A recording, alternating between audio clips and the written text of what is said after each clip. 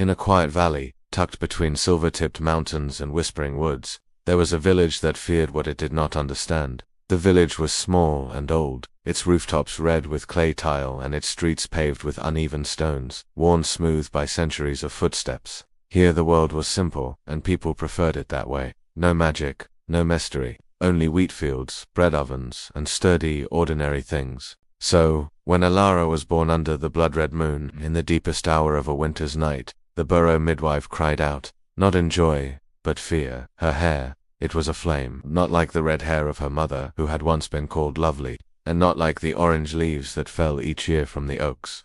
No, Elara's hair shimmered like living flame. It crackled and glowed, yet gave no smoke, no heat. It curled over her tiny scalp in flickers of firelight, soft as breath and yet impossible to miss. She's cursed, the midwife whispered, crossing herself as she drew back. That's not hair, that's a curse burning right on her head. Amara, the young mother, pale from the labor, did not answer. She had seen it to her daughter's flickering crown, yet when she held Elara to her chest, the crying softened, and something strange stirred in the air around them, like the wind itself had paused to listen.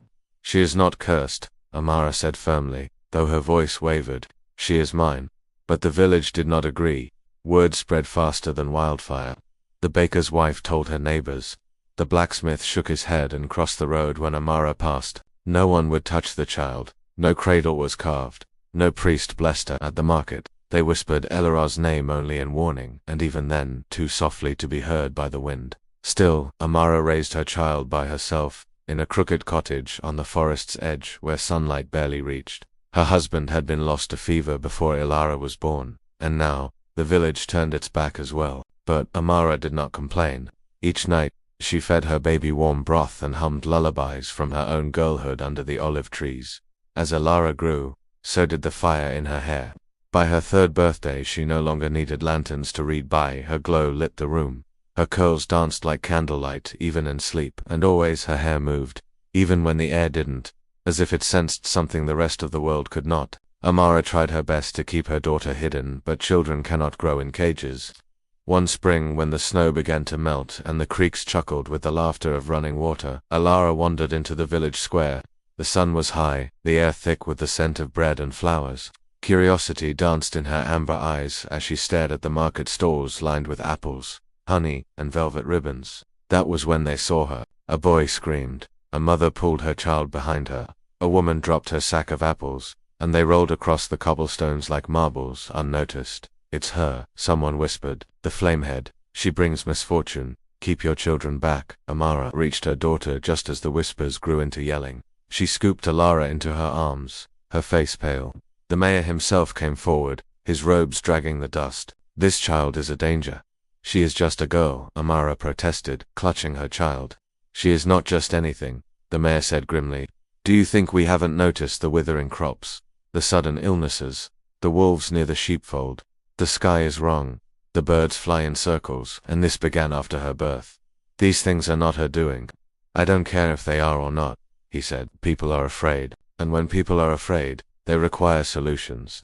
You will leave before the week ends. And so, on the 7th sunrise, Amara and Elara packed what little they had, a tattered shawl, a bundle of food, a single spoon carved by Elara's father before he died. They walked north, following no path, only the pull of something neither of them could name. They wandered for days, sleeping in mossy hollows and abandoned barns, until the land turned rugged and the wind smelled of salt and sky. At last, they came to a forest older than memory. The trees there grew thick and twisted, with bark like armor and leaves that shimmered silver even in daylight. No birds sang in this place, no animals stirred at their passing, but beneath the hush, something ancient watched. It was here, deep in the woods, that Amara fell ill. Perhaps it was the cold, or the sorrow she had swallowed each night. Perhaps the curse had clung to her heart like frost. But she grew weaker with each passing hour, her steps slower, her silence deeper, and Elara, only a girl of 7, gathered sticks for fire each morning. She foraged berries and fetched water with cold-numbed hands, and each night she lay beside her mother, her hair casting warmth and light over the damp forest floor. But one evening, Amara did not wake, Elara did not cry. Not that day. Not the day after. She sat beside the still form of the only person who had ever loved her, watching the shadows stretch and the sky flicker with snow. Her fire hair dimmed, her heart stilled. That night, As frost crept over her mother's lashes, Elara looked up at the stars and spoke for the first time in days. Why did they fear me? The wind stirred the branches. Why was I born with fire? Far above, something rumbled, not thunder, not wind, but something older. Something like a voice breaking through silence. The flames in her hair flared suddenly, blue and wild, and for the first time, the fire was not silent. It roared, and the those ancient, silver-capped trees bent inward, as if leaning to listen. That was when she saw the light in the distance, a flicker, a thread of gold between the shadows. She rose and followed it. The golden thread wound through the forest like a trail only she could see, glowing faintly, tugging at something deep in her chest. It was not a path, not truly it led under fallen trees and through thickets of bramble. Yet the thorns never caught her, and the mud never slowed her steps. She followed it without question, for she had nothing else to follow, and the weight of silence behind her made the fire in her veins burn a little brighter. After what felt like hours, or maybe days, the trees parted. Before her stood an ancient archway half swallowed by moss and vines. It was carved of black stone, impossibly tall, etched with glyphs she could not read. The thread of golden light passed beneath it and vanished into the dark beyond. Elara hesitated. The wind had stilled. The smell of forest and frost was gone. Only the soft rustle of leaves whispered behind her, like a breath holding itself. She stepped through. On the other side was a garden unlike anything she had ever dreamed of. Tall grass glowed silver under a midnight sky that never brightened. Flowers bloomed in colors with no names. Trees bore lanterns of fruit that buzzed gently with light, and water flowed backward through rivers of glass. A soft music played, not through instruments, but through the ground itself, like the roots were humming secrets. In the center of the garden was a tree, taller than any she had seen, with bark as dark as the void and branches like outstretched arms, and beneath it sat a woman. The woman was old, older than age, really. Her skin shimmered like ivory dipped in moonlight, her hair long and braided, sparks like distant stars woven into every strand. She looked not at Elara, but into the garden, as if waiting for time to catch up. Elara stepped forward quietly. The woman did not move, but spoke in a voice that felt like stone wrapped in velvet. I was beginning to wonder if you would come. Elara hesitated. Do you know me? The woman tilted her head slightly. I know what you are. Elara lowered her eyes. A curse? No, the woman said. A vessel, to carry a curse, Elara whispered.